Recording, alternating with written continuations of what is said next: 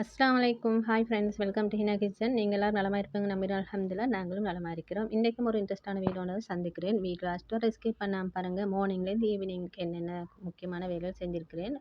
Lunch menu ஒன்றும் இருக்கிறது. வாங்க வீடியோக்குள் போகலாம். மார்னிங் வந்து இந்த தண்ணி சோறு தான் செஞ்சு எடுத்துட்டேன். இந்த தண்ணி சோறு நீங்கள் நைட்டு இந்த சோத்தை வந்து தண்ணியில் போட்டு இப்படி மண் சட்டியில் மாதிரி மண் பாத்திரங்களை மாதிரி நீங்கள் போட்டு அப்படியே வச்சுடுங்க. இதுக்கு சேர்க்குறது வந்து சின்ன வெங்காயம் கூட நானும் சேர்த்துக்குவோம். அதோட ஒரு பச்சை மிளகாய், உப்பு, அடுத்து தேங்காய்லாம் சேர்த்து நீங்கள் நல்லா கையை க்ளீன் பண்ணி அப்படி கையால் நீங்கள் பனைஞ்சு எடுத்துக்கோங்க. இந்த தேங்காய் இந்த சோறெல்லாம் உண்டாகும்படி எல்லாம் கலந்துவிட்ட அப்புறம் இன்னும் இப்படி தான் இருக்கும். நல்லா கூழ் மாதிரி வந்துடும் அந்த சோறு. தண்ணிச்சோறு ஒரு முறை சரி நீங்கள் செஞ்சு பாருங்கள். இன்னும் இந்த சாப்பிட தோணும். இது கேஸ்ட்ரிக் உள்ளவங்களுக்கு மிச்சம் நல்லா. இதோட கொஞ்சம் உப்பு தேசிக்காய் அந்த ஊறுகாய் அதையும் ஒரு துண்டு வச்சு சாப்பிட்டு பாருங்கள். டேஸ்ட் அப்படி நல்லா இருக்கும். ஒரு 10 மணி போல் இந்த சௌவரிசி அல்வாவை பொடினோ தெரியாத மாதிரி செஞ்சு எடுத்துட்டேன். அதையும் செஞ்சு அப்படியே ஃப்ரிட்ஜில் வச்சுட்டேன். இப்போ இது வந்து சோம்பு சீரகம் வாங்கி வந்து அதையும் நல்லா கழுவி காய வச்சிடணும். ஏன்னா காலையில் இதெல்லாம் கழுவி காய வச்சா தான் நல்லா வேடி காஞ்சி வந்துடும்.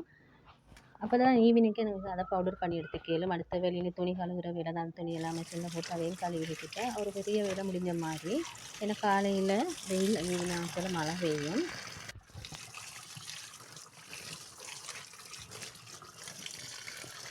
எல்லா பெண்களும் செய்கிற வேலை தான் வீட்டு வேலைண்டா. காலையில் துணி அழுகிறது, காயப்போடு அந்த மாதிரி தான். அதுபோல் அன்றைய வந்து லஞ்ச் வந்து ஒரு ஹெல்த்தியான லஞ்ச் தான் செஞ்சுருந்தேன். இது வந்து கேஸ்ட்ரிக் உள்ளவங்க, குடல் புண் உள்ளவங்களுக்கும் இது வந்து அவங்களுக்கும் யூஸ்ஃபுல்லாக இருக்கும். நீங்கள் இதே போல் ஒரு முறை சரி லஞ்சை செஞ்சு பாருங்கள். ஏன்னா எனக்கு கேஸ்ட்ரிக் அன்றைக்கு நல்லாவே கூடிட்டுது. இப்போ நான் வந்து இந்த கறிகள் தான் ஆக்கிட்டேன். அடுத்து வந்து இந்த சௌவரிசி கரைச்சி புடின் மாதிரி செஞ்சு அதையும் ஃப்ரிட்ஜில் வச்சுட்டேன். காலையில் தண்ணிச்சோறும் சாப்பிட்டேன். அப்போ கொஞ்சம் கேஸ்ட்ரிக் வந்து நல்லா குறைஞ்சி வரும். இப்போ அவங்க சௌவரிசி எப்படின்ட்டு நல்லா திக்காகி வந்த அப்புறம் இதுக்கு மேலே கொஞ்சம் நட்ஸ் இருந்தால் தூவிக்கிறேன். ஃப்ளம்ஸ் தான் இருந்துச்சு, அதை தான் தூவி ஃப்ரிட்ஜில் வச்சுட்டேன்.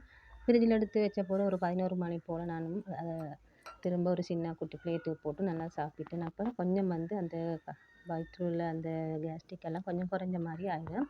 நீங்களும் கேஸ்ட்ரிக் வர தவிர்த்து நீங்கள் இந்த சௌவரிசி புடின் மாதிரி செஞ்சு சாப்பிட்டு பாருங்கள். டேஸ்ட்டும் நல்லா இருக்கும். மிச்சம் இனிப்பு தேவையில்லை, ஓரளவு இனிப்பு இருந்தால் போதும். தேங்காய் பால் எதுவும் இல்லை, வெறும் தண்ணியில் தான் செஞ்சுருந்தேன். டேஸ்ட் அப்படி நல்லா இருந்துச்சு.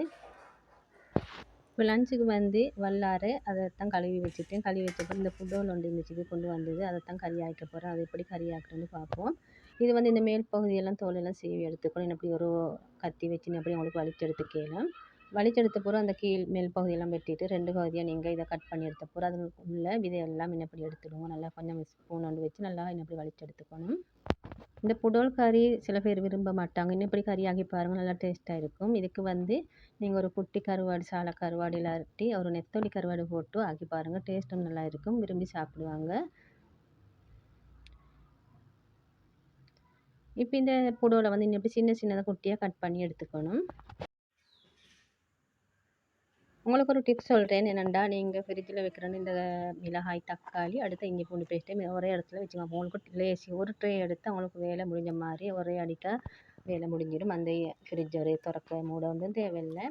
இப்போ நான் வந்து எப்போதும் இப்படி தான் வச்சுங்க. அப்போ எனக்கு அந்த ஒரு ட்ரே எடுத்தாலே அந்த வெங்காயம் விட்டுட்டு அடுத்தது மிளகாய்கள் எல்லாம் எடுத்துடலாம். இப்போ வெங்காயத்தையும் கட் பண்ணி வச்சுட்டு இப்போ இந்த இதுதான் சாலை கருவாடு. இதில் ஒரு 2-3 குட்டி அப்படியே ஊற வச்சுட்டேன். ஊற வச்சு நீங்கள் இந்த தோல் எல்லாம் எடுத்துருந்து டக்குன்னு அந்த முள்ளையும் பிரித்து எடுத்துடலாம். இப்போ ஒரு சட்டியில் வந்து ஒரு கரண்டி மாதிரி எண்ணெய் சேர்த்துணும். கடுகு, வெந்தயம், அடுத்து வந்து வெங்காயம், கருவேப்பிலை சேர்த்து இதை கொஞ்சம் வதங்க விடணும். இப்போ இதோட இஞ்சி பூண்டு பேஸ்ட் ஒரு 1/4 இல்லாட்டி அரை டீஸ்பூன் சேர்த்து இதை நல்லா கலந்துட்டுக்கோங்க. ரம்பையிலையும் சேர்த்துக்கோங்க. சேர்த்து இதை நல்லா கலந்துட்டுக்கணும். இப்போ இதெல்லாம் நல்லா எண்ணெயில் முருகி வர சில இதோட நாங்கள் வெட்டி வச்சு இந்த புடோல் அதையும் இதோட சேர்த்துக்கணும்.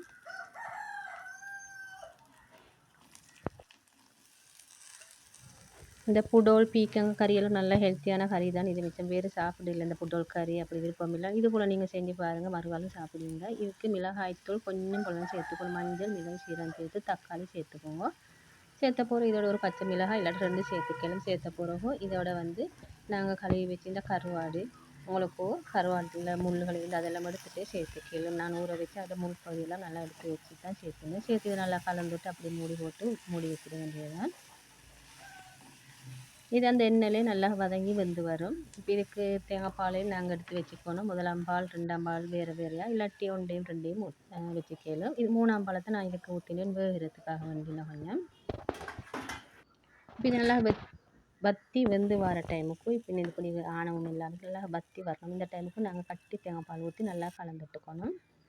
இந்த குட்டி கருவாடு போட்டு அந்த சால கருவாடு தான் குட்டி கருவாடு. அதை போட்டு இந்த கறியை செஞ்சால் நல்லா டேஸ்ட் மட்டுமில்ல மணமும் வரும். இப்போ இந்த கறி நல்லா வற்றி வரணும். இப்போ ரைஸ் ஒயிட் ரைஸ் தான். அதோட வந்து இந்த மீன் கறி ஆக்கி எடுத்துட்டேன். இந்த மீன் கறிக்கு எந்த தாளிப்பும் இல்லை, வெறும் தண்ணி பாலில் தான் கூட்டி எல்லாம் வேக வச்சுன்னு வெந்து வர டைம் இந்த மீனை சேர்த்துக்கணும். இந்த மீன் தான் சேர்த்துன்னு இது ஒரு கொதியிலே வந்துடும். இப்போ இதோட கட்டி தேங்காய் பால் ஊற்றி கொஞ்சம் கருவேப்பிலை தூவி அதுக்கு மேலால் கொஞ்சம் மிளகுத்தூள் சீரகத்தூள் தூவி ஒரு கொதி வரசல் இதையும் இறக்கி எடுத்துட்டேன். அன்றைய நாள் வந்து லஞ்சுக்கு எல்லாம் இப்படி தாளிப்பு வந்து எதுவும் இல்லாமல் எந்த நாளும் தாளித்து பொரிச்சு தானே சாப்பிடுது. அன்றைய நாள் வந்து இப்படித்தான் நாங்கள் கறியாக்கி எடுத்துட்டேன். இது வந்து உண்மையில் நல்ல டேஸ்ட்டும் தான், ஹெல்த்தியும் தான். இப்போ இந்த கறியை நீங்கள் பானுகளுக்கு ரொட்டிகளுக்கும் சாப்பிட்றதுக்கு அப்படியே டேஸ்ட்டாக இருக்கும் இந்த மீன் கறியான. அன்றைய நாள் லஞ்சுக்கு வந்து இதோட வல்லார சாம்பார் செஞ்சுருந்தேன். அதுக்கு வந்து கொஞ்சம் மாசித்தூள் சேர்த்து செஞ்சு பாருங்கள், சின்ன பிள்ளைகளும் சாப்பிடுவாங்க, அப்படி டேஸ்ட்டாக இருக்கும். புடல் கறி நல்லா வற்றி வந்தது இந்த இப்படித்தான். இப்போ இதோட வந்து உங்களுக்கு புடல் கறியோட இந்த கீரையும் சேர்த்து பாருங்கள், அப்படி டேஸ்ட்டாக இருக்கும். கீரையோட மீனும் சேர்த்து பாருங்கள், அதுவும் நல்லா தான் இருக்கும். இப்போ லஞ்சுக்கு வந்து அந்த சிம்பிளான லஞ்சாக முடிச்சிட்டேன். முடித்த பிறகு ஈவினிங் வந்து சோம்பு சீரகம் காய வச்சுருந்துச்சு. இப்போ அதையும் வந்து கொஞ்சம் வறுத்து பவுடர் பண்ணி எடுத்துக்க போகிறேன்.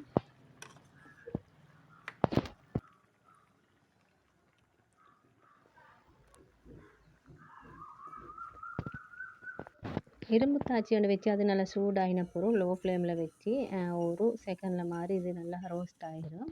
கிட்ட வேண்டிய இதை வறுத்து எடுத்துக்கணும். இது சோம்பு சீரகம் இதை நான் வந்து துண்டு துண்டாக வேறு எடுத்து வச்சுருந்தேன். எந்த சீரகம் வந்து தாளிப்புகளுக்கு தேவைன்றதால மற்றதெல்லாம் பவுடர் பண்ணி ஒரு பொட்டில் போட்டு அதையும் மூடி வச்சுட்டேன். சீரகம் சோம்பு இதெல்லாம் வறுத்து ரோஸ்ட் பண்ணி அப்படி பவுடர் பண்ணி வச்சுட்டேன். நல்ல மணமும் கூட. கறிகளுக்கு ஒரு துளி போட்டால் நல்லா இருக்கும். நீங்களும் இது போல் செஞ்சு பாருங்கள். நான் எப்போதுமே இந்த சோம்பு சீரகம் கடையில் வாங்கி வீட்டில் கொண்டு வந்து கழுவி வறுத்து இடித்து வச்சுக்குவேன். அப்போ எங்களுக்கு தேவைக்கு ஏற்படுத்தி யூஸ் பண்ணிக்கலாம்.